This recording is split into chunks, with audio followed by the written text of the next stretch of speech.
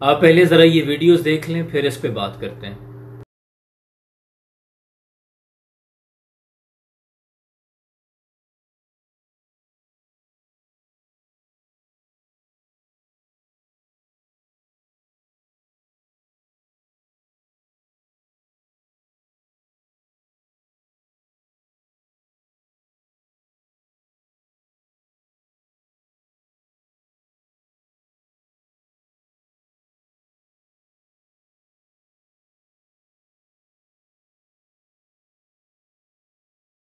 اللہ اکبر۔ پہلے تو ویڈیوز دیکھ کر شدید دکھ ہوا، اور دوسری بات کہ تنقید برائے اصلاح ہے، تذلیل کرنا ہرگز مقصود نہیں۔ مطمع نظر فقط اور فقط اصلاح ہے، اور نہ ہی کسی مسلمان کا یہ شیوہ ہے کہ کسی کی عبادت کو پرکھتا پھرے، اور نہ میں اس قابل ہوں۔ لیکن یہاں ایک نقطہ سمجھانا مقصد ہے۔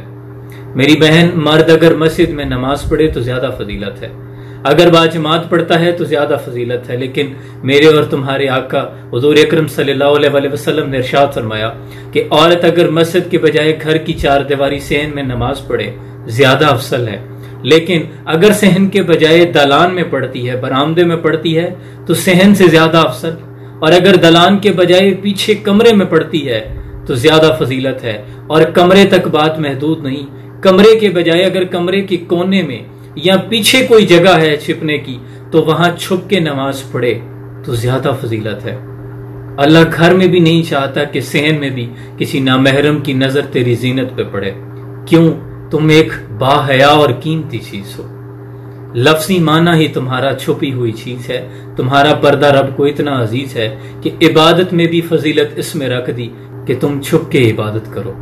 ایسا ہرگز نہیں کہ تم نماز کی ویڈیوز بناؤ اور ٹک ٹاک پہ ڈال دو کہ ساری دنیا تمہاری زینت دیکھتی رہے۔ یہ انتہائی شرم کا مقام ہے۔ میں نے تمہاری آئیڈینٹی کو اس لیے ہائڈ کیا ہے کہ تذلیل نہیں کرنا چاہتا، لیکن نقطہ یہ سمجھانا ہے کہ ریاکاری کی عبادت رب کو ہرگز قبول نہیں۔ قیامت کے روز ایک شخص حاضر ہوگا جس کے اعمال نامے احد پہاڑ جتنے ہوں گے، تہامہ پہاڑ جتنی نیکیاں ہوں گی، لیکن اللہ فرماتا ہے کہ غبار کی طرح اڑا دیے جائیں گے۔ کیوں؟ ریاکاری کی عبادت ہوگی۔ اور کوئی ایسا سجدہ کرو کہ تمہارا رب راضی ہو جائے، وہ ایک سجدہ جسے تو گراں سمجھتا ہے، ہزار سجدوں سے دیتا ہے آدمی کو نجات۔ دنیا داری، یہ تو سب دنیا داری ہے، اس دنیا کو راضی کرنا مقصد نہیں ہے میری بہن۔ مقصد صرف اور صرف اللہ کی رضا ہے۔ وہ سجدہ کریں جو صرف اور صرف اللہ کی رضا کے لیے ہو، اور اپنی عبادات کو چھپ کے کیا کرو، کسی پہ ظاہر نہ کیا کرو، اور اپنی چادر چار دیواری کا خیال رکھو۔ اگر ایک نہ محرم تمہارا جنازے پہ، میت پہ کھڑے ہو کے تمہارا چہرہ نہیں دیکھ سکتا تو زندہ عورت کے لیے بھی یہی مقام ہے۔ اللہ کریم سمجھنے کی توفیق عطا فرمائے۔ دل آزاری مقصود نہیں، مطمع نظر صرف اور صرف اصلاح ہے۔ بہت سا خیال رکھیے گا۔ جزاکم اللہ خیر۔